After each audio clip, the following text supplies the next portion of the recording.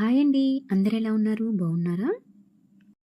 ఈరోజు పుట్నాల పప్పుతో చిక్కీ అయితే ఎలా ప్రిపేర్ చేసేసుకోవాలో చూసేద్దాం. ఇది మన అమ్మమ్మ, నానమ్మ కాలం నాటి వంట. ఈ చిక్కీని మనం బెల్లంతో ప్రిపేర్ చేస్తాం కాబట్టి పిల్లలు కానీ, పెద్దవాళ్ళు కానీ హ్యాపీగా తినేయొచ్చు. టేస్ట్ అయితే చాలా బాగుంటుంది. ఇంకా ఆలస్యం లేకుండా దీనిని ఎలా ప్రిపేర్ చేసేసుకోవాలో చూసేద్దాం. ముందుగా ఎండు కొబ్బరిని అయితే ఈ విధంగా తురుముకోవాలి. దీంట్లోకి పచ్చి కొబ్బరి అయితే వాడరు, ఎండు కొబ్బరినే వేసుకోవాలి. మనకి బయట ఎండు కొబ్బరి పౌడర్ ఉంటుంది కదండి, అదైనా వాడుకోవచ్చు.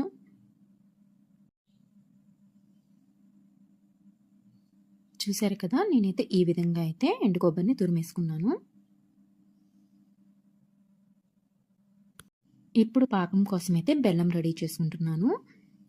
ఈ బెల్లం అయితే చాలా గట్టిగా ఉంది, అందుకని చెప్పేసి కొంచెం హీట్ చేస్తే మెత్తపడిపోయిద్ది. అందుకని చెప్పేసి ఇడ్లీ పాత్రలో అయితే ఈ విధంగా అయితే పెట్టుకుంటే మనం వెంటనే అయితే పగలగొట్టుకోవచ్చు. చూసారు కదా, ఈ విధంగా స్టాండ్ పెట్టేసేసుకొని పెట్టుకోవచ్చు. బెల్లం అయితే ఆరినాక నేనైతే ఈ విధంగా అయితే కట్ చేసేసుకుంటున్నాను. బెల్లం గట్టిగా ఉన్నప్పుడు నేనైతే ఈ విధంగా అయితే చేస్తాను. వెంటనే అయితే కట్ చేసేసుకోవచ్చు. చూసారు కదా, ఈ విధంగా బెల్లం మొత్తం అయితే కట్ చేసి పెట్టేసేసాను. ఇప్పుడు స్టవ్ వెలిగించుకొని బెల్లంలో అయితే కొంచెం వాటర్ అయితే వేసుకోవాలి. మరి ఎక్కువ వాటర్ వేయకండి, ఎందుకంటే పాకం అయితే లేట్ అవుతుంది. అందుకని చెప్పేసి కొంచెం వాటర్ వేసేసుకుని బెల్లాన్ని కరిగించుకుంటే సరిపోతుంది. మనం ఎక్కువ క్వాంటిటీలో చేస్తున్నాం కాబట్టి బెల్లం అయితే కరిగేలోపు కొంచెం లేట్ పట్టిద్ది. ఈ బెల్లం అయితే కరిగేలోపు మనం ఇక్కడ పుట్నాల పప్పు అయితే గ్రైండ్ చేసేసుకుందాము. ఈ విధంగా పుట్నాల పప్పుని మిక్సీ జార్లో వేసేసుకొని మెత్తగా అయితే గ్రైండ్ చేసేసుకోవాలి. చూశారు కదా, ఈ విధంగా గ్రైండ్ చేసేసుకుంటే సరిపోతుంది. నేను ఇక్కడ పుట్నాలు అయితే కొంచెం తగిలేటట్టు అయితే ఉంచాను.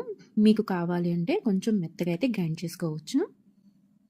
మనకి బెల్లం పాకం వచ్చేలోపు ఇక్కడ ప్లేట్కి అయితే కొంచెం గీనైతే వేసుకొని ఈ విధంగా స్ప్రెడ్ చేసేసుకోవాలి. ఈ విధంగా గీని అప్లై చేయడం వల్ల చిక్కీ అయితే వెంటనే ఊడి వస్తుంది. అందుకని చెప్పేసి గీని అయితే అప్లై చేసుకోవాలి. ఇప్పుడు బెల్లం అయితే కరిగిపోయింది కదా, కొంచెం నెయ్యి అయితే వేసుకోవాలి. నెయ్యి యాడ్ చేయడం వల్ల టేస్ట్ అయితే చాలా బాగుంటుంది చిక్కీ.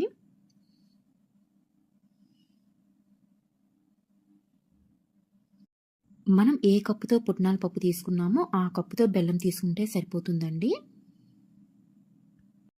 బెల్లం అనేది లేత పాకం రావాలి, అప్పుడు దాకా ఈ విధంగా తిప్పుతానే ఉండాలి. ఈ పుట్నాల పప్పు చిక్కీ అయితే మా చిన్నప్పుడు ఎప్పుడూ మా నానమ్మ చేత అయితే చేయించుకుంటూ ఉండేవాళ్ళం. చాలా ఇష్టం మాకైతే. ఇప్పుడైతే ఒకసారి పాకం అయితే చెక్ చేసుకుందాం. ఒక గిన్నెలోకి వాటర్ తీసుకొని ఈ విధంగా బెల్లం పాకాన్ని అయితే వేసుకోవాలి. చూసారు కదా, కొంచెం ఇంకా వస్తే సరిపోతుంది. ఇప్పుడు మళ్ళీ ఒకసారి అయితే పాకాన్ని చెక్ చేసుకుందాము. చూసారు కదా, ఈ విధంగా లేత పాకం వస్తే సరిపోతుంది. ఉండపాకం రావాల్సిన అవసరం లేదు. జెల్లీలాగా ఫామ్ అయితే సరిపోతుందండి. ఇప్పుడు దీంట్లోకి యాలకుల పౌడర్ కూడా వేసుకొని ఒకసారి అయితే కలిపేసుకొని స్టవ్ ఆపేసేసుకోండి. ఇప్పుడు దీంట్లోకి పుట్నాల పప్పు పౌడర్ వేసుకుంటూ కలుపుతూ ఉండాలి. ఈ ప్రాసెస్ అనేది చాలా ఫాస్ట్గా చేసుకోవాలి, లేకపోతే పాకం అనేది గట్టిపడిపోయిద్ది.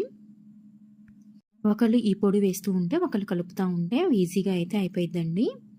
ఎక్కువ క్వాంటిటీలో చేసినప్పుడు ఈ విధంగా చేస్తే సరిపోతుంది. మనం తక్కువ క్వాంటిటీలో చేసినప్పుడు ఒక్కళ్ళు చేసినా సరిపోతుంది. బెల్లంలో ఈ పొడి మొత్తం కలిసేటట్టు ఈ విధంగా కలుపుకోవాలి.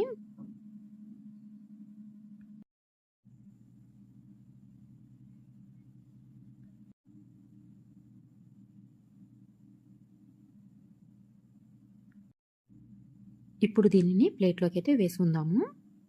దీనైతే 3 ప్లేట్లకైతే గీనైతే అప్లై చేశాను. ఇంకా 3 ప్లేట్లకైతే ఈ విధంగా వేసేసుకుంటున్నాను. ఈ విధంగా 3 ప్లేట్లోకి ట్రాన్స్ఫర్ చేసుకున్న తర్వాత ఒకసారి ట్యాప్ చేస్తే ఈవెన్గా అయితే స్ప్రెడ్ అవుతుంది.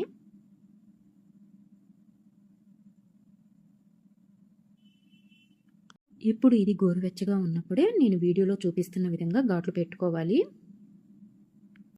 ఇది గట్టిపడిపోతే ఘాట్లు పెట్టుకోవడానికి కుదరదు. అందుకని చెప్పేసి గోరువెచ్చగా ఉన్నప్పుడే ఈ విధంగా అయితే కట్ చేసేసుకోవాలి.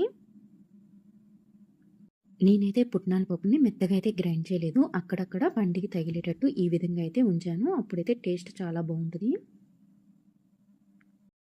ఈ చిక్కీ ఆరటానికి ఎక్కువ టైం కూడా పట్టదండి. 10-15 మినిట్స్‌లో ఇది ఆరిపోయిద్ది.